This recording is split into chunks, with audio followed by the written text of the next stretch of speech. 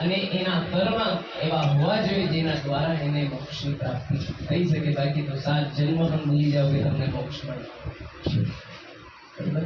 પણ આ કહેવાય છે મોહ માયા જલ્દી છૂટતી નથી, એટલે મોક્ષ મળે.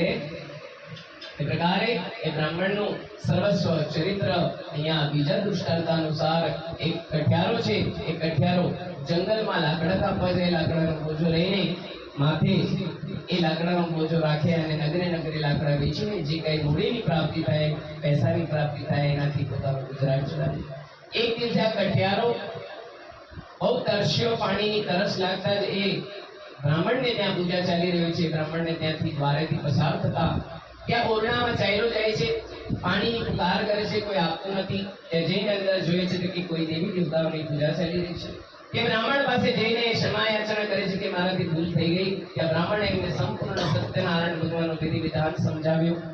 એ કઠિયારા, તારી પણ પરિસ્થિતિ સારી થશે, તું પણ સત્યનારાયણ ભગવાનનું વ્રત પૂજન કર, તારું કલ્યાણ થશે.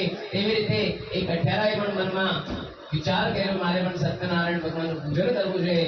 ઘરે ગયો અને જેમ સંકલ્પ લેવાનો સમય આવ્યો તેને યાદ આવ્યું કે આજે કોઈ લાકડા વેચાયા, કઈ મૂડી આવી નથી, કઈ પૈસા આવ્યા નથી, કેમ પૂજા થશે? પૈસા વગર પૂજા થાય નહીં. સામગ્રી કેવી રીતે લાવીશ, કેવી રીતે પૂજાની તૈયારી કરીશ?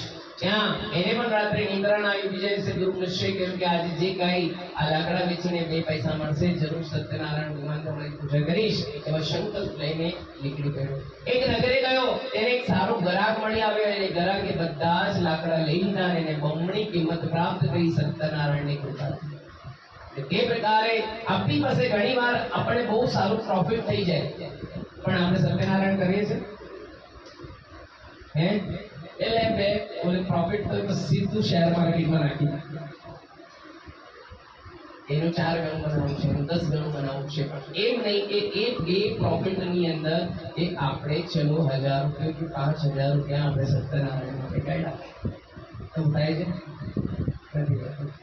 બરાબર? હવે તો કેશ પણ આપણા ઘરમાં ઓછા આવે છે, સીધા બેંકમાં વળે છે. બરાબર?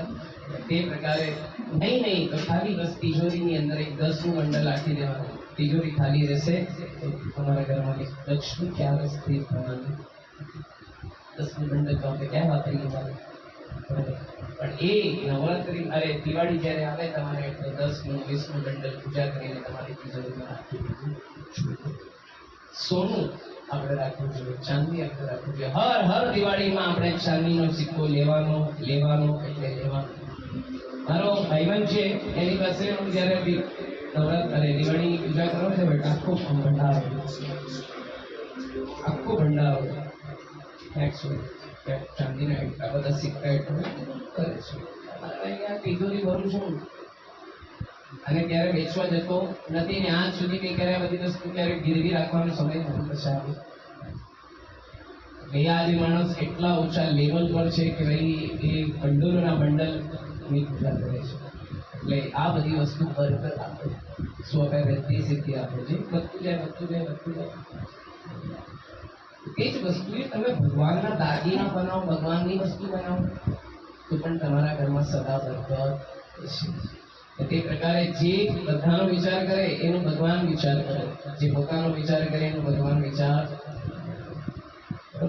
આપ કલ્યાણ તે પછી લોક કલ્યાણ, પણ જીવનની અંદર લોક કલ્યાણ પણ કરવું જરૂરી છે, તો જ આપ કલ્યાણ થાય.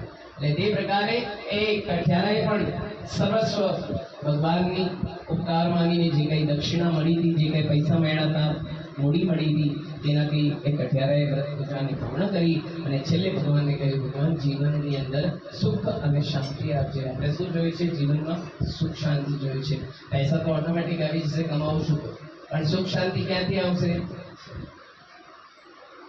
આપણા આત્માને શાંતિ ન હોય તો ઘરમાં શાંતિ આવે નહીં. જીવનમાં આપણે ઉત્પાત રાખશું તો શાંતિ મળવાની નથી. ઘરમાં શાંતિ ક્યારે આવે? બસ આપણે શાંત રહેવું જોઈએ. તે પ્રકારે સ્કંદ પુરાણેના દેવાકર્ણેના દ્વિત્ય ચરિત્ર વર્ણમ શ્રી સત્યનારાયણ દ્વિત્યોધ્યાય પરિપૂર્ણાસ્તુ. બોલો શ્રી સત્યનારાયણ દેવ કી જય. પરિવાર હાથમાં રાખજો.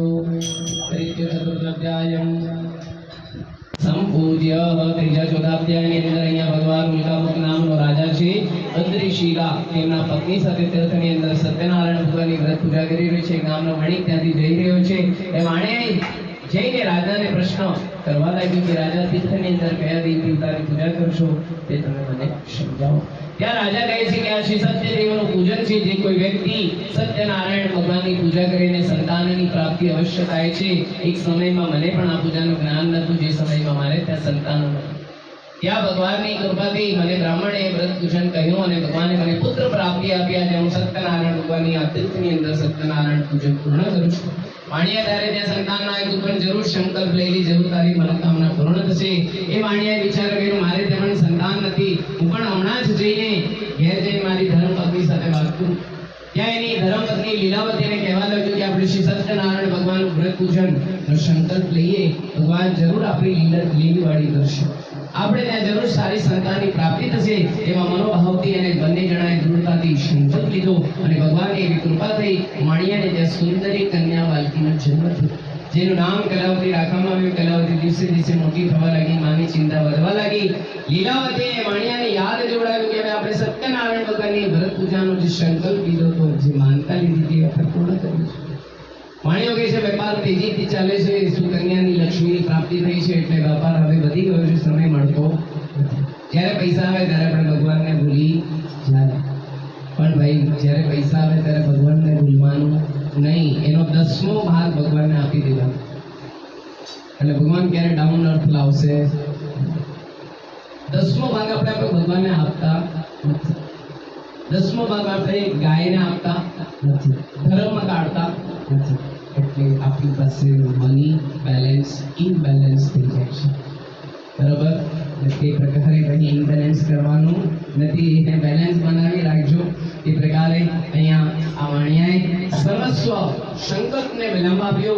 એ કહેવા લાગ્યો, વેપાર તેજીથી ચાલે છે, સમય મળતો નથી. આ કલાવતીના લગ્ન જ્યારે આપણે કરશું, તે લગ્નમાં સત્યનારાયણ દેવનું પૂજન એક સાથે કરી દઈશું.